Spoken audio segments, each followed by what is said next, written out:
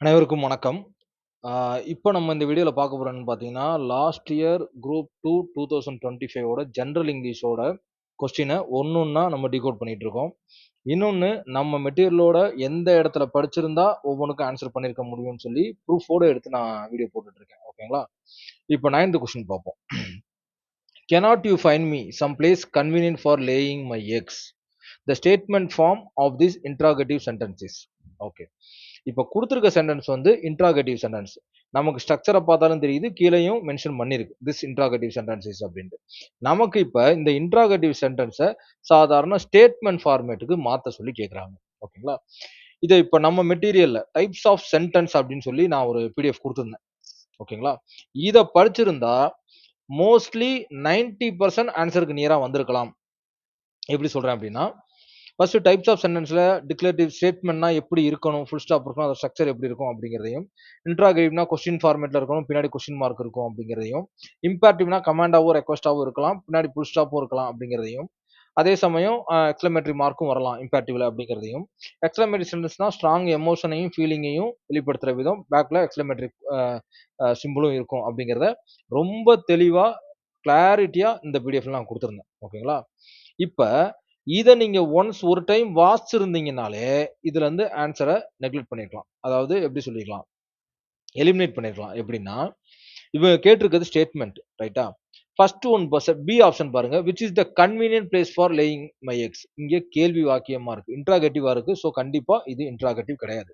ஓகேங்களா? இது ஆன்ஸர் கிடையாது. இது இன்ட்ராகேட்டிவ். அவங்க கேட்டிருக்க ஸ்டேட்மெண்ட் இது கிடையாது. ஓகேவா?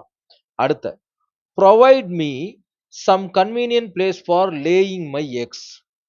அடுத்த சி ஆப்ஷன் பார்த்தீங்கன்னா, this is the convenient place for laying my eggs. D option பார்த்தீங்கன்னா, search a convenient place for laying my eggs. இப்ப இந்த கொஸ்டின் வந்து கடுமையான ட்ராப். அவைங்க கன்ஃப்யூஸ் ஆயிருக்காங்களா? இல்ல மேபி என்னன்னு தெரியல. ஏன் அப்படின்னா, அவைங்க வந்து statement ஃபார்மேட்ல கேட்டிருக்காய்ங்க.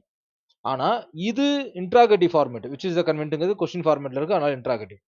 Provide me some convenient place for laying my எக்ஸ்ங்கிறது இம்பேரட்டிவ் ஃபார்ம். புரொவைட் மீனா குடு அப்படின்னு ஒரு சின்ன கட்டளையாவோ ரெக்வெஸ்டாவோ இருக்கு. அதே மாதிரி search a convenient place for laying my எக்ஸ்னாலும் அது அங்கேயும் ஒரு இம்பேரட்டிவ் ஃபார்ம் ஒளிஞ்சிருக்கு. சர்ச் பண்ணு அது ஒரு சின்ன கட்டளை தானே. ஸோ ப்ரொவைட் மீயும் சரி சர்ச் மீ சரி இம்பேரட்டிவ் ஃபார்ம்ல நியரஸ்டா இருக்கு. This is the convenient place for laying my X அப்படிங்கிறது சி ஆப்ஷனும் கேள்விக்கு தான் ஆன்சரா இருக்கே ஒழிய, இது டைரக்ட்டா ஸ்டேட்மெண்ட் ஃபார்மேட்டுக்கு அப்ளிகபிள் ஆக வாய்ப்பில்ல எனக்கு தெரிஞ்சு. This is the convenient place for laying my X அப்டின்னா, இது கன்வீனியன்ட்டான பிளேஸு. அப்ப பண்ண முடியாதா? அப்படின்னு கேட்கிற கேள்விக்கு, இது கன்வீனியன்ட் பிளேஸ் அப்படின்னு ஆன்சர் சொல்ற மாரி இருக்கு. அப்ப இதையும் ஸ்டேட்மெண்ட் ஃபார்மேட்ல எடுத்துக்க முடியாது. இல்லையா? ஏன்னா குடுத்திருக்க சென்டென்ஸ தான் அப்படியே நம்ம ஸ்டேட்மெண்ட் மாத்தணுமே ஒழிய, அதுக்கு பதில் சொல்றது நம்மளோட ஆன்சர் கிடையாது. ஸோ இங்க ஆனா search a convenient place for laying my எக்ஸ்ன்னு இருக்கு. ஆனா சர்ச்ங்கிற வேர்டும் கம்பல்சரி ஒரு லைட்டா இம்பேரட்டிவ் ஃபார்ம் தான். ஏன்னா அது கட்டளை தானே. Search a convenient place for laying my எக்ஸ்னா தேடு அப்படின்னு தான் அர்த்தம். ஸோ அப்ப அதுவும் கட்டளையா தான் இருக்கு. புரொவைட் மீயும் கட்டளையா தான் இருக்கு. ஆனா நியரஸ்ட் இதுல வந்து இவங்க ஒண்ணு கேள்வியில ஏதாவது தப்பு பண்ணியிருக்கணும். இந்த ஸ்டேட்மெண்ட் ஃபார்ம்ங்கிறதுக்கு பதிலா வேற ஏதாவது ஃபார்ம் கேட்கறதுல ஸ்டேட்மெண்ட் கேட்டிருக்கணும் தெரியாம. இல்ல அப்படின்னா அவைங்களுக்கு ஸ்டேட்மெண்ட் ஃபார்மேட்ட கரெக்ட்டா அலைன் பண்ண தெரியாம ஏதோ ஒரு சென்டென்ஸ் எடுத்து குடுத்துருக்கதா இருக்கலாம். மேபி 90% ஓகேங்களா? ஸோ நம்மள பொறுத்தவரைக்கும் இந்த 9த் கொஸ்டின டிராப் பண்றது கொஞ்சம் கஷ்டமா இருக்கு. ஆனா 2 இது கம்பல்சரி ரிஜெக்டட். பி கன்ஃபார்மா ஆன்சர் கிடையாது. ஏன்னா இன்டராகேட்டிவ்னு தெரியுது. மேல புரொவைட் மீயும் சர்ச் எ கன்வீனியன்ட் பிளேஸும் கண்டிப்பா imperative form.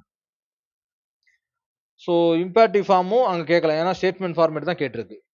So this is the convenient place for laying my X அப்படிங்கிறது ஒரு இன்ஃபர்மேஷனா இருக்கு. ஸ்டேட்மெண்ட் ஃபார்மேட்ல இருக்கு. மேபி சி மட்டும் மத்த எதையும் சொல்ல விடாம இருக்கு. பட் ஆனா அதே சமயம் கேனாட் ஃபைண்ட் மீக்கு ஒரு ஆன்ஸரா இருக்கு. This is the convenient place for my laying my எக்ஸ்ங்கிறது ஒரு ஆன்ஸரா இருக்கு. மேபி இதுக்கு சி ஆன்ஸரா இருக்கலாம். மேபி. ஏன்னா சி வந்து கரெக்ட்டா தப்பான்னு தெரியல. ஆனா மீதி 3ம் கன்ஃபார்மா தப்புங்கிறதுக்கு நம்மகிட்ட ஒரு ப்ராப்பர் ரீசன் இருக்கு. ஏன்னா அது மேல 2 இம்பேரட்டிவ்லயும் விச் இஸ் வந்து இன்ட்ராகேட்டிவ்லயும் இருக்கு. This is the convenient place அப்படிங்கிறது மட்டும் தான் இம்பேரட்டிவ்லயும் வரல, இன்ட்ராகேட்டிவ்லயும் வரல, எக்ஸ்க்ளமேட்டரிலயும் வரல. மேபி அது ஸ்டேட்மெண்ட் ஃபார்மா இருக்கலாம். ஒருவேளை இவங்க தப்பா கூட ஆன்சர் குடுத்திருக்கலாம். இந்த 9த் கொஸ்டின் வந்து கண்டிப்பா ட்ராப் தான். ஒருவேளை நான் சொல்றது கூட தப்பா இருக்கலாம். யாருக்காவது இந்த 9th கொஸ்டினுக்கு ப்ராப்பரான ஆன்சர் டி தான் அப்படின்னு தெரிஞ்சா, யோசிக்காம கமெண்ட்ல வந்து பின் பண்ணி அதோட எக்ஸ்பிளனேஷன் மட்டும் குடுத்துருங்க. ஓகேங்களா? ஏன்னா அடுத்து படிக்கிறவங்களுக்கு இது யூஸ் ஆகும். ஓகேவா? Thank you so much. Thank you.